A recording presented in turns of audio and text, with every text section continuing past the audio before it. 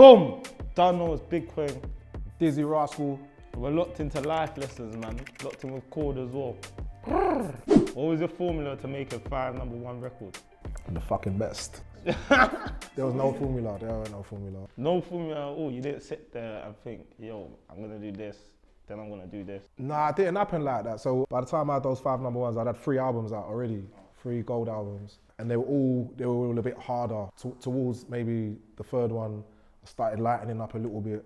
The first tune that went #1 was Dance With Me. Come and dance with me, come dance with me. I see you glance at me, that's why I'm asking B. So let's party B, come and dance with me. Calvin Harris had just kind of started doing his thing. He had that song Acceptable in the 80s, and I heard it, I thought that was good. And then he done a tune with the Mitchell brothers called Michael Jackson or something like that, and they were rapping on it, and that's when I knew that, I could rap on these beats. What ended up happening is I actually recorded those lyrics on another song, but then my manager said, those lyrics are better than the beat that you put them on. Yeah. Well, after my manager said, them lyrics are better, I hit up Calvin Harris and asked him to send me some music. Yeah.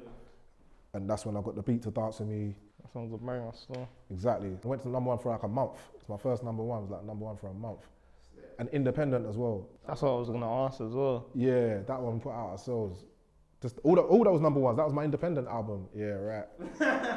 For real, yeah. But it's mad, because it was so big, most people wouldn't even notice that and clock that. Bonkers just got sent to me. I was in America, just at a hotel, it got sent to me, and I listened to it. I just knew what to do with it, wrote lyrics. But I didn't know how big it was. When I got back to England, I recorded it and just sat on it, left it. Some people think I'm bonkers, but I just think I'm free. And I'm just living my life, there's nothing crazy about me. What made you know that was big? I did a show in Liverpool. I was on tour, and at the time, my big song was Dance With Me. Yeah. And then afterwards, I said, yeah, everyone, I've got this other song here that I want to play for you, man. Like, it's cool, man. I hope you like it. We played it. I didn't say that, I hope you like it. I didn't say that, but I dropped the tune in it, and they went mad. I've never seen the crowd go so mad for a song they never heard before, like in one of my sets. And then from then, I knew it was big. Again, another #1. And then, so I didn't necessarily have no formula like, right, that's it, man. Fuck this, time to go #1. It went like that. It just kind of progressed. Nah, that's it. Respect it still. Tell me about the time you got the injunction and how it made you feel. So, I was even in Ghana. 2 days after I've come back, I've had police knocking on my door. Talking about, yeah, someone's died, blah, blah, blah. We have... Is that what they said? But obviously not in those words, but they're like, someone's passed away in it, and we have a feeling that it's got something to do with you guys. Woolly wool, blah, blah. So they've served me a piece of paper, like a bunch of papers like this thick. Okay, no. Just saying, explain my lyrics to me, what it means, blah, well, what they think it means, blah, blah, blah. One of the other pages is telling me that I'm not allowed to be with bare people. So I've read it, and I'm like, why are you banning me from people that's like 5 years younger than me? Like, do you think I'm rolling with people much younger than me? Believe a month later, they've come back and banned me from a lot more people my age. Like, they've come on a petty thing. So anyway, one of the other pages said that I can't rap at all. I can't talk about violence. I can't roll with a baddie. I can't wear a baddie on camera. I can't talk about any events that's happened in real life, blah, blah. Obviously, like, man's music is very direct. I might not be talking about myself and things that are happening, but I'm talking about things that's happened in the past or happened in man's area. So it's like, I found it kind of hard to express myself at that point, because it's like, I don't really know what to talk about, because that's my thing. I kind of talk about what's going on in my area. So when this happened, I'm just like, I don't know if I really want to do music. I took a long break from music. You think that's what they were hoping for? Probably, yeah. And how did you get over that? So Skills from Finesse Forever introduced me to a lawyer, and we kind of went to court with it to appeal it, to just say, yeah, like, you can't do me like that, basically. So that took like a year, but in the process, I'll be trying to release things. Cool, I might not necessarily be as direct, but I'm talking about certain things, so they'll just take it down. Didn't you see this shit coming after what was going on in Chicago, though? Did you not see that coming? What happened in Chicago? No, they did the same shit there, innit? I didn't even know that. No. So by then, okay, because I know that the early drill stuff from over here was proper influenced by what was going on over there. Yeah, it's always been influenced by Chicago. So by that point there, you just weren't even in tune with what was going over there? Probably not. Where are you with it now? The end of 2019, I've gone back to court and I've appealed it, and obviously it's been like a year or two since that's happened. I ain't really got in trouble. Like, my lyrics aren't as mad as before. Obviously I've toned it down a lot. So when I've gone back to court, they've gone like, you know what, like, you ain't really done too much. It's calm, innit? So it was lifted. But throughout that period, throughout that like year or two, I kind of found it hard to express myself in music still. Where? Did you never think about making some pop music? Some pop music? Yeah, but you're telling me it's boring and that, like, you want that drill shit? He wants that gang! Steady. See, you went and put on that Hennessy, that's what you wanted, innit? Nonsense. But yeah, it's like, obviously I'm a certain type of artist, don't really expect pop from me. Obviously I'd love to do pop, and like, I've been trying to sing it and all of that stuff, but obviously it's like, my core fan base is like drill. What does that crowd look like? You'll be so surprised. Tell us what that crowd looks like. Because they're trying to ban you, stopping you wearing the belly, stopping things. So what does your crowd look like? What, my crowd? Or your crowd, your fan base, all that. What does that look like? Who is listening to Kwengface? Alright, so it's a lot of, like, I'd say probably 17 to 24-year-olds. Obviously at the time it was probably younger, people much younger. The people that are 8. You got like people from your estate? It's like all over the country you got like little posh youths and that, like. Little posh youths? What do you mean? Like aristocratic, like prep school kind of youths? Or? Yeah, like all over the country. So what, singing your songs? Yeah, they love it. And that's what makes it crazy to me as well. I'm one that has never experienced this life. So it's crazy. So people that are actually from the hood, yeah, they don't really condone in that, because it's like, they know people firsthand that's died, riding life in prison, X, Y, and Z. So that when they listen to that music, it's kind of like, yo, they know that that's real. Too close. Yeah, so they don't really take it in as much. It's people from outside further that love it. And I think obviously it might be polluting other areas, whatnot, blah, blah. They're saying that it's raising the. Why do they love it? Because it's like it's a breath of fresh air. They don't ever experience that. If they want to experience they don't experience murder and mayhem. But it's not murder and mayhem. It's like, this actually goes on though. No. Like, you know. I know. What we're describing is like. But it's more than murder and mayhem. What else is it? A lot of troubled people, they're living in a deprived area, and it's like, things go on. Yeah. You know what, we can elaborate, because it's interesting, because what you're showing me is one thing, but you've already explained, yeah, that people where we're from are not the ones condoning it, but everyone for where we're from gets painted with the same brush. Any normal youths are gonna get stopped on the road for knives or for whatever else in it. But you're saying that overall, people in these communities don't condone the stuff that they're putting injunctions on you to not rap about. But you're saying people from outside are the ones lapping it up. So I'm trying to understand, what is it that they love about it so much? They don't experience it. It's like, the only way they're gonna experience it is if they go on YouTube and watch, man. So is that who come to your shows? Yeah, it's mad. So kids from outside the hood who've got nothing to do with anything are the ones who come to your shows? It is mad, I swear down. So that would that mean that there's probably no violence at your shows then, innit? Can you do shows? But I could do shows, but cool. But would you say the majority of people coming to your shows are those youths from outside? Yeah. Yeah, I'd say so. From what I've seen as well. I learned about your world through, as a fan like that as well, through watching YouTube and all that, arguing with the kid in the barbershop who said it's the best and kept playing it. And I'm like, well, it all sounds the same. Yeah. Then I had to check myself, like, wow, am I getting old? Then I kept listening to it, like, what are they talking about now? Let me listen to this shit. And before I know it, I was waiting for the next drop. What? New Skeng though. Before you know, I'm listening. I know what's happening. I'm reading the toilet of a comment section for all the updates of what's been going on. A lot around the music as well, that's what. No, it's its own whole culture. Yeah. But you're telling me that the people from the culture or surrounded by the culture, really from there, don't condone it. And to me, that's interesting. I don't feel like that's a point that's been put out there in the world a lot. But it's like, cool, what I might be talking about, it's like, that might be someone's cousin.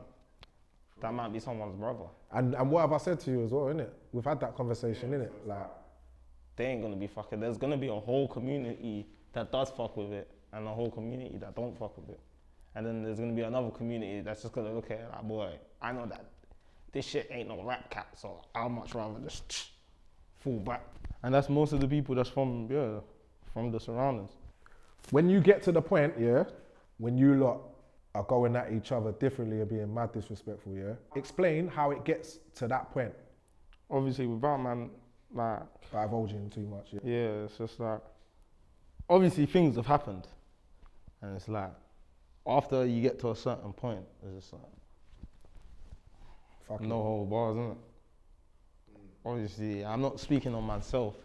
I'm speaking on other people or other things or X, Y, and Z, but it's just like, it gets to a certain point where you're just like, but then again, some people are doing it for just entertainment as well though. Like, they know that it's gonna get a row out of the internet. That's why it's being done. And you've already explained that the majority of people who are listening to it, it's not from it. So it's almost like it's a blood sport. It's like the Colosseum, like the Romans or something. I'd say so. That's why I'm seeing certain artists. Yo, they're gonna have to go back to the streets if they wanna do well in music. And it's just like, I'm just looking at it like, fam, it's just a cycle. That's crazy because you can't make pop music or make music that would be considered not injunctionable, yeah? But then you can't build a fan base or anything without doing what you lot do. Do you think as a rapper your generation, it's hard to not get a record deal if you're not doing something, well, doing street music or gang shit? I don't know. Cause I don't know. So I don't speak to other artists about things like that. So I wouldn't really know about how everyone's pattern and that kind of stuff. For myself, I've always been kind of more or less independent. So I thought that signing a major was never really worth my while. Maybe that's why though, because of the type of music that I put out. So maybe, I'm not too sure. But do you think overall, what you do is positive and you do it for the right reasons? More about you just loving music? But in terms of like what I'm talking about and what I release and... Well, you explain. What you talk about is you're talking about your day-to-day, the stuff you've experienced, the stuff that goes on around you. Like, I guess you're supposed to, innit? But overall, the reasons you do it is still because you love the music. I love the music, and it's also to like kind of like create awareness that like, yo, stuff are happening. It's not just, you don't just see it. It's not just in Top Boy and all these things that actually really do happen. Obviously, I could say that, cool, sometimes the way I put it across is like, it might not be the best way, but it's just like... The best way or the nicest way, you mean? The nicest way, but it's just like, that's what comes to my head and that's what I write down. I'm writing down how man feels or what man thinks. Were you more scared to fail or desperate to succeed? In the beginning, I wasn't scared of failing, or I don't know if I was desperate, I just didn't want nothing else. I didn't want to be anything else. I didn't care about anything else. Nah, I wanted to be the best MC, producer, rapper. That's it. Wanted to make the best album, be around the best MCs, want the best DJs to play my shit. Like, that was it. That was me in a nutshell. So it was just about being the best, and you knew what you wanted, and you just went for it. That's it. Never wanted another job. Didn't want to be anything else. It's mad because the fear of failure and all that comes after success. It comes after, innit? Before you just wanna, and you're just happy that people are appreciating your stuff. Yeah. Just the first time, it means so much to just get on radio and all that things. Definitely. Everything's a W still, but it's like when you get there now, it's about maintaining and going further. Yeah, definitely. It gets tainted. It does, because it's all other bare different factors to it, and it stops being organic. It becomes a business. Once it becomes Yeah, a business, yeah. it's just like, fuck, no. More, and it's not always necessarily led by your vision. A bunch of other people involved have got ideas. They're not necessarily sharing their ideas with you. They're just trying to guide you in a direction. Tell you what to do. Yeah, or what they think you should do, and then you rebel against it. And sometimes that could go against you and make it sound like you're difficult. And it's like, well, I'm not difficult. It's just that, like, I know what I want, mate. You've got your own idea because it's your fucking shit in the first place. Yeah, you're the one who's gonna get an injunction, no one else. Literally. Right. 100%. Still, I like that one. I like that one. You do everything that you're back. And then when shit goes wrong, people disappear. Everyone's gone. Everyone's cutting out. Until you stand your ground, you work out what needs to go next. Because every artist has to go through that. And then people start, oh, what's going on, you right? Like, they start coming back around again. And that's the game. How has being a rapper impacted your relationships, considering friends, family and women? We've had these conversations. Man always been a gallus. Yeah, like my thing always been steady, you see me? So that ain't really changed too much. Friends-wise, obviously it's a bit rocky, innit? When my situations change, I can't really be in certain situations that I was in before, but it's like, unless you're here with me right now, rolling with me inside out every day, or know me inside out every day, or been knowing me, you're not really gonna understand that, innit? So it's like, with things like that, it's like you gotta create a balance. Family, everyone just thinks I'm gone. It's just like money. But yeah, apart from that, I haven't really changed who I am, so it hasn't changed too much. Obviously, I've been through all that, innit? How do you deal with certain people not understanding, like, you're not around, like, how they would necessarily want you to be? And because you're putting your shit first. I take it as this. The people that need to understand, they understand, innit? If you don't understand, you was never meant to. I like that, yeah. You can't be out there explaining yourself to everyone, and you can't make everyone happy. And do you at the same time. Like, that's brazy. You always be pissed. I'm not saying be a snake. Obviously, you gotta always have your people and that. Especially the people that was there from the beginning, you gotta always have them. But it's like, have yourself as well, innit? And the people that do love you truly, they'll understand when you're trying to have yourself, innit? If they don't understand, then they're not for you, they're for themselves. Bro, the way you just broke it down, that is it. I came in it young as well. So I had to deal with all of that early. Or straight away it's like, well, do I need a bag of people with me if I'm coming to do an interview or whatever else? Just come and get the shit done, innit? And staying away from certain spots. And some people, they sometimes they think you've got it, so you should give it to them. Yeah. And then a lot of people are entitled. Yeah. Especially where I'm from, a lot of people are entitled. Yeah. And you feel like, well, what is this about? And if someone's willing to get into a madness with you over some shit that's yours, and then they want it. Imagine that though, fuck. But imagine, but just the crazy thing is having to make that decision with how you deal with it. Because do you address it, which can go left, or do you not address it? I feel like this is our parts as being the type of people that we are. There's a way to actually govern and a way to sort things out. And I said to govern. Like, if you're always in your emotions sometimes, it's not really gonna work. Right. Do you get it? It's not always gonna work. So that sounds like maturity. So like, how did you get to that point? And when? A lot of back and forth with people, a lot of falling out. That's all that it is. Was that problematic knowing, you're clear, you don't like to be fucked with, but knowing you've got your career here, you've got basically the police onto you, waiting for you to think, like actually onto you, and then you've got a bunch of man here that if you don't deal with them, because no one talks about that, so some man, if you don't deal with them, is seen as a weakness too. Well, this is not allowed to play the game, right?